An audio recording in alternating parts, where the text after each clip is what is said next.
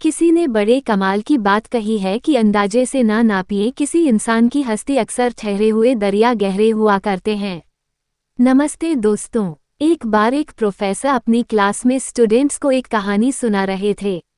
तो कहानी इस प्रकार की थी कि एक समुद्र में बड़ा जहाज जा रहा था। बहुत सारे यात्री उस पर सवार थे। अचानक से एक्सीडेंट होता, दुर्घटना होती है और जहाज जो है खराब हो जाता। जहाज का कप्तान अनाउंस करता है कैप्टन अनाउंस करता है कि सारे यात्रियों को फटाफट से खाली करना होगा क्योंकि ये डूबने वाला है। लाइफ बोट जो है उन पर सवार होने के लिए लोगों की भीड़ लग जाती है। लोग जो है तैयार होते हैं कि बस हमें मौका मिल जाए। लगभग सारे यात्री सेफली किनारे तक पहुंच भी जाते हैं। रेस्क्यू टीम से भी आती है। लेकिन एक अंत समय आता है जब जहाज बस डूबने वाला होता है और सिर्फ एक ही लाइफ बोट बची होती है। लेकिन जहाज पर 2 व्यक्ति थे। एक कपल था, एक युगल जोड़ा था, पति पत्नी। पति जो था वो पत्नी को धक्का देता है, जहाज पर ही रोकता है और खुद कूद जाता लाइफ बोट पर और किनारे की तरफ जा रहा होता है।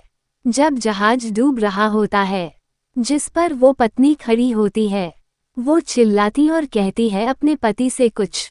तो प्रोफेसर ने अपनी कहानी बीच में रोक करके बच्चों से पूछा कि क्या लगता है, क्या कहा होगा। तो सारे बच्चों ने कहा, मोस्टली ने जवाब दिया कि सर कहाँ होगा, आई हेट यू, मैं तुमसे नफरत करती हूँ, इतना प्यार किया तुमने धोखा दिया। ये हो कहा कि हो सकता है कहा हो कि तुम बड़े सेल्फिश हो, मतलब ही निकले हुए हो।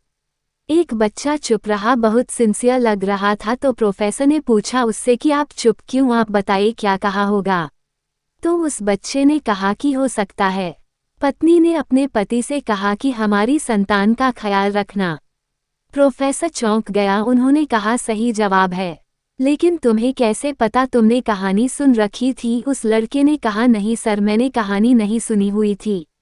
मेरी बीमार माँ थी, जब अपने जीवन के अंतिम क्षणों में थी तो मेरे पिता से यही कहा था कि हमारे बच्चे का ख्याल रखना। प्रोफेसर दुखी से उन्होंने कहा कि आपकी बात सही है, जवाब सही है, आपका यही कहा उस पत्नी ने अपने पति से कि हमारी संतान का ख्याल रखना। प्रोफेसर ने कहा लेकिन कहानी अभी बाकी है। उन्होंने कहानी आगे बढ़ाई। उन्होंने कहा कि वो जहाज था, उस पर जो महिला बची थी, वो जहाज बस डूब गया। उस महिला की मौत हो गई। जो पति था वो किनारे पर आ गया, घर पहुंचा, वहां उनकी बेटी थी। उस छोटी बच्ची का लालन पालन किया, उस संतान का पालन पोषण किया, उसे पढ़ाया लिखाया, उसका विवाह करवाया और समय का चक्र है। उस व्यक्ति की भी जान चली गई, उसकी भी मौत हो गई। जो बेटी थी वो एक दिन अपने घर पर मायके में आई हुई थी और घर की साफ सफाई कर रही थी, सामान जो है सारा देख रही थी। तब अलमीरा में उसे एक डायरी मिलती है जो कि उसके पिता की थी और उस डायरी के अंतिम पेज पर लिखा हुआ था कि मुझे क्षमा करना, मैं उस समय समंदर में तुम्हारे साथ समाना चाहता था, लेकिन चाह करके भी ऐसा नहीं कर सका, मुझे कठोर निर्णय लेना पड़ा। हमारी संतान को पालना पोसना आवश्यक था, इसलिए मैंने तुम्हें वही छोड़ करके खुद की जान बचाना मुनासिब समझा। मुझे मालूम था कि तुम बीमारी से ग्रस्त हो, कुछ दिनों में वैसे भी तुम ये दुनिया छोड़कर जाने वाली थी, ऐसे में मुझे ये कठोर निर्णय लेना पड़ा, वरना मेरा यकीन मानो मैं तुम्हारे साथ समंदर में उसी पल समा जाना चाहता था। तुम्हारे बिना मेरे जीवन का कोई अर्थ नहीं है।